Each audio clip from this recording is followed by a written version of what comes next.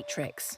I'm Jenny, and today we're diving into a story that's equal parts fascinating and slightly unnerving.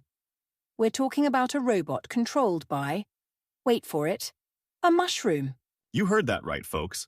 Scientists have created a biohybrid robot that's part machine, part fungus. It's like something straight out of a sci-fi novel. Or a really weird cooking show. Today on Chopped Robot Edition, your main ingredient is king oyster mushroom. Oh, Matt. Always with the food analogies. But seriously, this research is pretty groundbreaking. They've managed to harness the electrical signals from the root-like structures of a king oyster mushroom to control actual robots. It's not just control, though.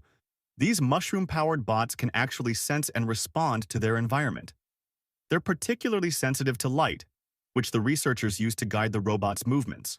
I can't help but wonder what the mushroom is experiencing during all of this. Is it thinking, I'm a robot?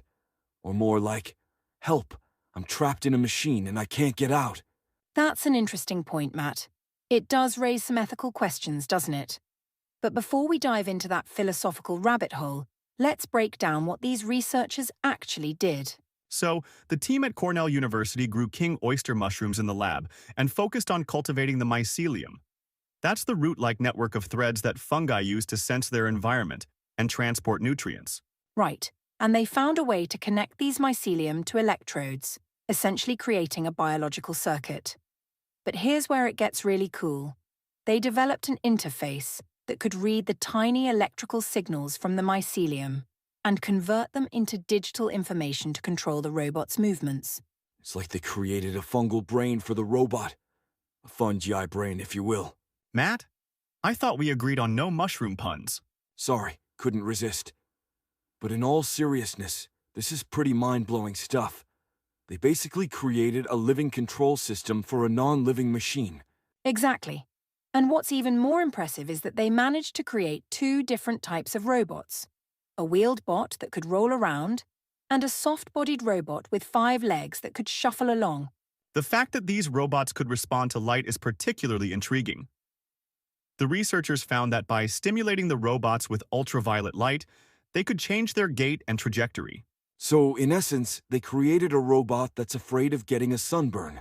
That's oddly relatable. Well, when you put it that way. But it's more that mushrooms generally prefer dark environments. This light sensitivity could potentially be used to guide the robots in future applications. Speaking of applications, the researchers suggest this technology could have uses in agriculture. Imagine fungi-controlled robots sensing soil chemistry and deciding when crops need more fertilizer. That's actually a really cool idea. It's like using nature to help nature in a roundabout, technologically advanced way. It definitely blurs the line between artificial and natural systems. But I can't help but think about the ethical implications of all this. Are we entering a grey area where we're essentially enslaving living organisms to do our bidding? That's a heavy question, Jenny. I mean, we already use living organisms in all sorts of ways, from yeast in bread making to bacteria in wastewater treatment. Is this really that different? I think the key difference here is the level of integration and control. We're not just using the byproducts of these fungi. We're directly harnessing their biological processes to control machines. It's a much more intimate connection. Exactly. And while a mushroom doesn't have a central nervous system like animals do, it does have a complex network for sensing and responding to its environment.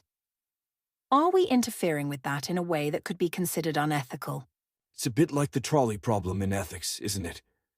If using fungal robots could lead to more sustainable agricultural practices and potentially reduce harmful environmental impacts, does that justify their creation and use? That's a good point. It's a classic case of weighing potential benefits against ethical concerns.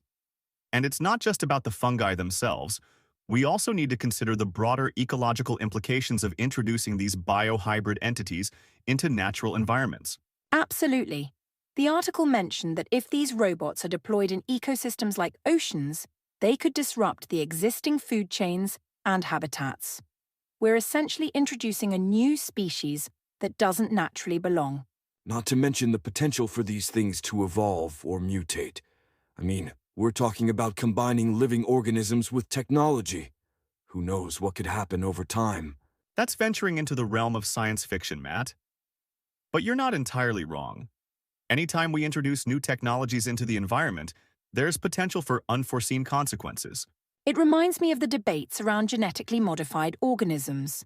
We're not just observing or using nature anymore. We're actively reshaping it to suit our needs. But isn't that what humans have always done? From selective breeding of plants and animals to creating new materials, we've always manipulated our environment. True, but this feels like a new frontier. We're not just changing organisms or creating synthetic materials.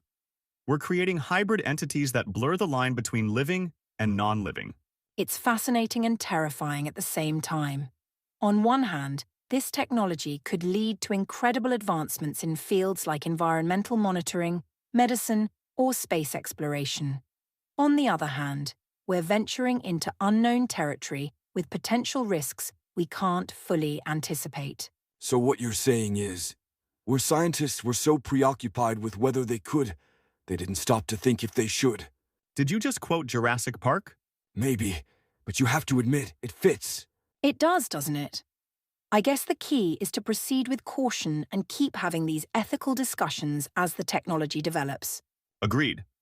We need to ensure that our excitement for scientific progress doesn't overshadow the need for careful consideration of the consequences. And maybe we should start preparing for the eventual uprising of our new mushroom overlords, just in case.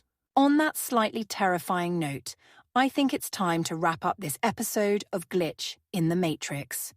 If you enjoyed our discussion on mushroom robots and the ethical implications of biohybrid technology, don't forget to like, comment, and subscribe. And remember, in the matrix of life, sometimes the glitches are the most interesting parts.